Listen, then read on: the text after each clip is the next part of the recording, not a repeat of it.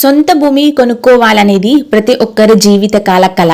ఎన్ని ప్రయత్నాలు చేసినా ఆ కల నెరవేరడం లేదంటే మనసును కుదుటపరిచే ఒక గొప్ప ఆధ్యాత్మిక కథ అయితే ఉంది. హిందూ సంప్రదాయ ప్రకారం భూమికి అధిపతి వరాహస్వామి మరియు భూదేవి.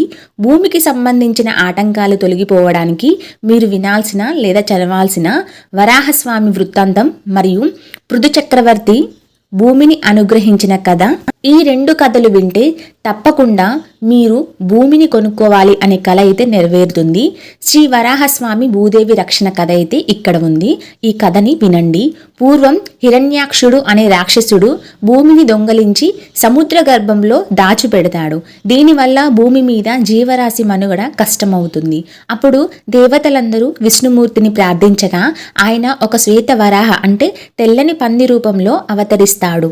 ఆ స్వామి సముద్రం లోపలికి వెళ్ళి హిరణ్యాక్షుడిని సంహరించి తన కోరల సహాయంతో భూదేవిని తిరిగి పైకి తీసుకువస్తాడు. భూదేవిని రక్షించి ఆమెను తన ఒడిలో కూర్చోబెట్టుకుంటాడు. అందుకే స్వామిని భూవరాహస్వామి అని పిలుస్తారు. ఈ కథ అంతా కూడా ఎక్కడో చూస్తున్నట్లు గుర్తొస్తూ ఉంది కదా?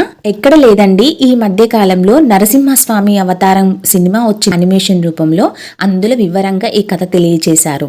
ఈ కథలో సందేశం ఏమిటి అంటే, భూమిని రక్షించి మనకు నివాసయోగ్యం చేసింది వరాహస్వామి. భూమి కొనుగోలులో ఎదురయ్యే గ్రహదోషాలు, వాస్తులోపాలు లేదా ఆర్థిక ఇబ్బందులను తొలగించే శక్తి ఆయనకే ఉంది. భూమి కొనుగోలు కోసం మీరు చేయవలసిన కొన్ని పనులు కూడా ఉన్నాయి. అవేంటంటే, మీ కల నెరవేరడానికి ఈ చిన్న మార్గాలనైతే పాటించి చూడండి. ప్రయత్నం అనేది ఎప్పటికీ వృధా కాదు. వరాహ కవచ పఠనం అన్నమాట. ప్రతిరోజు లేదా మంగళవారం రోజున వరాహ కవచం వినడం లేదా చదవడం చాలా మంచిది. అలాగే వరాహస్వామి ఆలయ దర్శనం కూడా చేసుకోవాలి. వీలైతే తిరుపతిలోని శ్రీ వరాహస్వామిని లేదా మీ దగ్గరలో ఉన్న వరాహస్వామి ఆలయాన్ని అయితే దర్శించుకోండి. అలాగే భూసూక్తం చదవాలి. ఓం భూ వరాహాయ నమః అనే మంత్రాన్ని అయితే 108 సార్లు జపించండి. అలాగే గోసేవ కూడా చేయాలి. గోమాతలలో సకల దేవతలు ఉంటారు అన్న విషయం అందరికీ తెలిసిందే. ఆవుకు గ్రాసం అంటే గడ్డిని తినిపించడం వల్ల కూడా భూప్రాప్తి కలుగుతుందని నమ్మకం.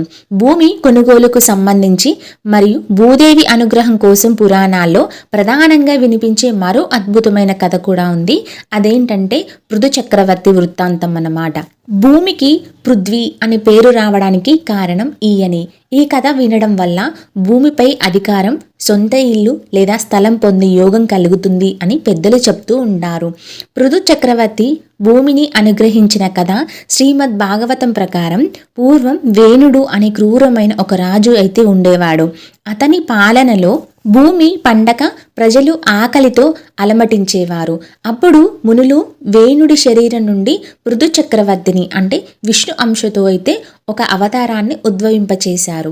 అప్పుడు పృథువు రాజు అయ్యాక ప్రజల ఆకలి తీర్చడానికి భూమిని సేద్యం చేయాలని చూస్తాడు. కానీ భూదేవి భయంతో ఆవు రూపం ధరించి పారిపోతుంది. పృథువు ఆమెని వెంబడించగా భూదేవి ప్రత్యక్షమై ఇలా అంటుంది, రాజా, ప్రజలు అధర్మపరులైనప్పుడు నేను అన్ని ఔషధాలను నాలో దాచుకున్నాను. నువ్వు నన్ను తల్లిలా భావించి సమం చేస్తే నేను నీకు కావలసిన సంపదను ఇస్తాను అని అంటుంది. అప్పుడు పృథువు పర్వతాలను తొలగించి భూమిని సమానం చేసి తన విల్లుతో భూమిని దున్నిస్తాడు. భూదేవి ప్రసన్నురాలై సకల సంపదలను నివాసయోగ్యమైన స్థలాన్ని ఇస్తుంది. ఇక్కడ ఈ కథ వల్ల ఫలితం ఏంటో తెలుసా? ఈ కథ వింటే పృథు చక్రవర్తి లాగా మనం కూడా భూమిని గౌరవిస్తే ఆమె మనకు ఖచ్చితంగా ఒక స్థానాన్ని అంటే సొంత భూమిని ఇస్తుందని అర్థం. ఈ కథ విని ఇందాక చెప్పిన నియమాలు అన్నీ సరిగ్గా పాటిస్తే భూమి కొనుక్కోవాలి అనే కళ ఖచ్చితంగా నెరవేరుతుంది. ఈ ఇన్ఫర్మేషన్ కనుక మీకు నచ్చినట్లయితే ఒక చిన్న లైక్ చేయండి. అలాగే 10 మందికి షేర్ చేయండి. నా ఛానల్లోకి మీరు ఫస్ట్ టైం కనుక వచ్చినట్లయితే సబ్స్క్రైబ్ చేసుకోండి. ఇంతసేపు ఈ వీడియోని చూసినందుకు ధన్యవాదాలు.